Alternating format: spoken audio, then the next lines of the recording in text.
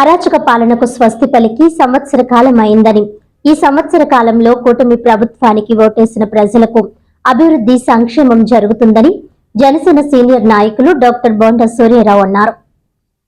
ఈ సందర్భంగా ఆయన మాట్లాడుతూ, ప్రజలు కూటమి ప్రభుత్వాన్ని నమ్మి ఓటేసి గెలిపించారని, గత ప్రభుత్వానికి స్వస్తి పలికారని నమ్మి ఓటేసిన ప్రజలకు ముఖ్యమంత్రి చంద్రబాబు నాయుడు, ఉప ముఖ్యమంత్రి పవన్ కళ్యాణ్ల కలయికలో బీజేపీ అండతో ఎంతో అభివృద్ధి జరుగుతుందని, ఒకవైపు పోలవరం, మరోవైపు అమరావతి వేగంగా కేంద్రం నిధులు ఇచ్చి పనులను త్వరితగతంగా పూర్తి చేయడం ఆనందదాయకమని అన్నారు. అలాగే ఈ ప్రభుత్వం ఇచ్చిన మాట ప్రకారం సూపర్ 6 నెరవేర్చడానికి సిద్ధంగా ఉందని, త్వరలోనే పూర్తిగా నెరవేర్చడం జరుగుతుందని సూర్యారావు తెలిపారు. అందరికీ నమస్కారం అండి. నేను డాక్టర్ బొండా సూర్యారావు, సీనియర్ నాయకుని, జనసేన పార్టీ. ఈ రోజున జూన్ 4వ తారీఖు కూటమి ప్రభుత్వం ఏర్పడి సంవత్సరం అయింది. అంటే అంధకారంలోంచి అభివృద్ధి పదంలోకి వచ్చి సంవత్సరం అయినట్టుగా ఈ రోజున మరి రాష్ట్ర ప్రజలందరికీ తెలుసు. రాష్ట్ర ప్రజలకి మీరు అంధకారం నుంచి అభివృద్ధి పదంలోకి వచ్చారు, ఒక గొప్ప నాయకుల్ని, కూటమిని ఎంచుకుని రాష్ట్రాన్ని అభివృద్ధి పదంలోకి తీసుకెళ్లేలాగా మీరు చేయగలిగారు. ఇది ప్రజల విజ్ఞతతో సాధ్యపడింది. అసలు ఏం జరిగింది? 5 ఏళ్ల క్రితం మనం ఒక నాయకుడిని నమ్మి, ఆయన చెప్పిన మాటలు నమ్మి, ఒక గొప్ప నాయకుడిని బిడ్డగా ఒక ప్రజాసేవ చేస్తానని, నవరత్నాలతో రాష్ట్రాన్ని అభివృద్ధి పదంలో తీసుకువెళ్తానని చెప్పి మోసం చేసి మోసపూరుతున్నటువంటి పరిపాలన చేశారు. ఏం పరిపాలన చేశారు? నవరత్నాలు ఇచ్చారు కదా. నవరత్నాలు ఇచ్చిన పేరుతో ఆయన చేసిన పని ఏంటి? ఒక పక్కన నిరుద్యోగతను పెంచడమా, ఖనిజాలను మట్టి తవ్వికి వెళ్ళిపోవడమా, ఇసుక మాఫియాను తయారు చేయడమా, పోలవరాన్ని కట్టకపోవడమా, అమరావతి నిర్మించకుండా 3 రాజధానులు 3 ప్రాంతాలని చెప్పి ప్రజలు మభ్యపెట్టడమా? దేంట్లో ఆయన విజయం సాధించారు? ఏ రకంగా రాష్ట్రాన్ని అభివృద్ధి పదంలో తీసుకెళ్లారు? ఏ రోడ్డు గుంత లేకుండా తయారైంది చెప్పండి. రాష్ట్రంలో ఉన్నటువంటి ప్రతి రోడ్డు గుంతలమయం అవ్వడం. ఇక్కడ ఆటో తిరగలేదు, బస్సులు తిరగలేరు, మనుషులు బళ్ళ మీద తిరగలేరు, నడిచి తిరగలేరు. అటువంటి పరిపాలన చేసినటువంటి వ్యక్తి జగన్మోహన్ రెడ్డి గారు.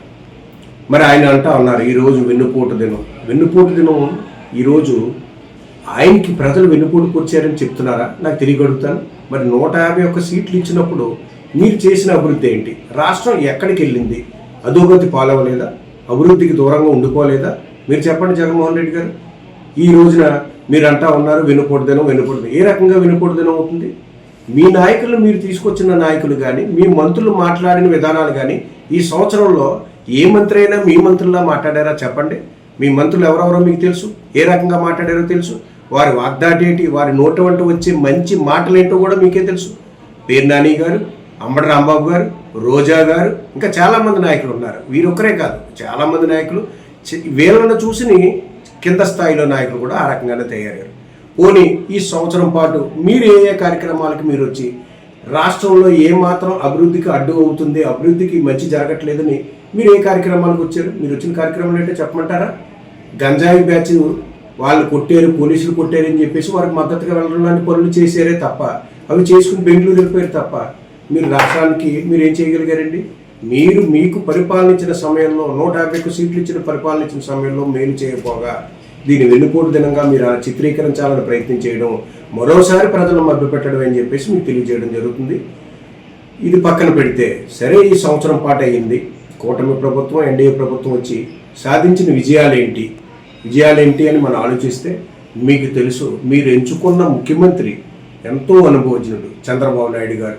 ఆయన పరిపాలనలో ఈ రోజున అమరావతి నిర్మించబడుతోంది. 2027 కల్లా అది పూర్తి కాబోతుంది. అలాగే పోలవరం నిర్మించబడుతుంది.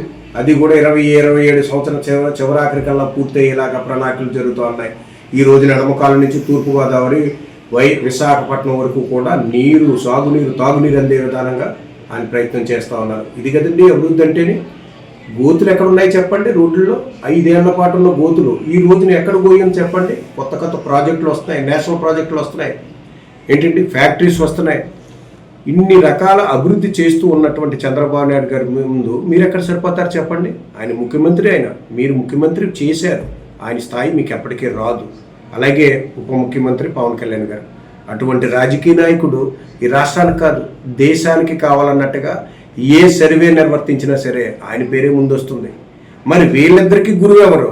ఎన్డీఏ అధ్యక్షుడు ఏంటి, ప్రధానమంత్రి గారు ఏంటి, మోడీ గారు, అమిత్ షా గారు. మరి ప్రధానమంత్రి గారు చేసింది ఏంటి? ఈ రోజున దేశాన్ని అంతా ఏకతాటిపై నిలిచి మన మీద అకారణంగా ఆడవారి సింధూరాన్ని తుడిచివేసినందుకు ఆ పాకిస్తాన్ కోలుకోలేని దెబ్బ కొట్టారు. యుద్ధం చేయలేదు, యుద్ధం ప్రకటించలేదు, కానీ పాకిస్తాన్ కాళ్ళు చేతులు విరగొట్టారు ఆయన మోడీ గారు. సో ఆయన యొక్క అధ్యక్షతన చంద్రబాబు నాయుడు గారు, పవన్ కళ్యాణ్ గారు పనిచేస్తూ ఉన్నారు. ఈ రాష్ట్రాన్ని అభివృద్ధి పదంలో తీసుకెళ్తారు. ఈ రాష్ట్రమే కాదు, దేశం కూడా ఒక రకమైనటువంటి అభివృద్ధి పదంలోకి వెళ్తుంది. ఈ రోజున ప్రజలు సంతోషంగా ఉన్నారు.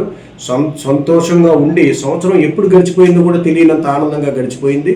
రాబోయే రోజుల్లో ఈ కూటమి నుంచి ఇస్తానన్న సంక్షేమ పథకాలు కానీ, చేస్తానన్న అభివృద్ధి కానీ ఏనాడు ఆగకుండా జరుగుతుందని మరోసారి తెలియజేసుకుంటున్నాను. ఉదాహరణకి తల్లికి వందనం ఇస్తున్నారు, అలాగే ఆడవారికి బస్ ఫ్రీ సర్వీస్ ఇస్తున్నారు. ఇవన్నీ కూడా జూలై నెలాఖరికల్లా మీకు అందుబాటులోకి వచ్చేస్తూ ఉంటాయి.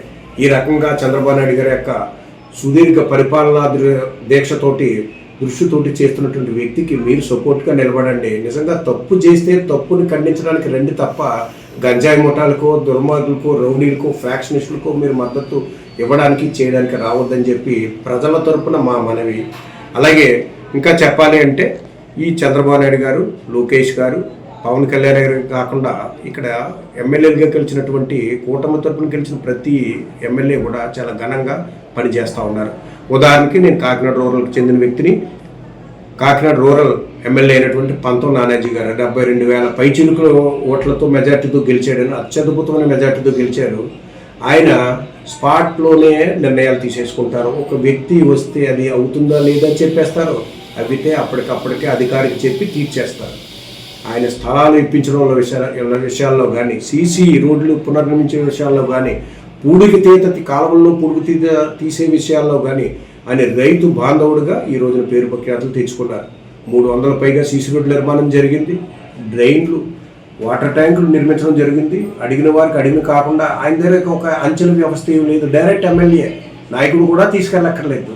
ఎందుకంటే ఇది జనసేన విధానం, ఇది కూటమి విధానం. అటువంటి విధానంతో ముందుకెళ్తున్నటువంటి ప్రభుత్వాన్ని కించపరిచే విధానంగా ప్రయత్నాలు చేయడం మానుకుంటే మంచిదని చెప్పేసి ప్రజల తరపున హితవు తెలుపుతూ, మరి ప్రజలకు మరోసారి ఈ కూటమిని ఎంచుకున్నందుకు మీ విజ్ఞతకు మరోసారి నమస్కారం తెలుపుతూ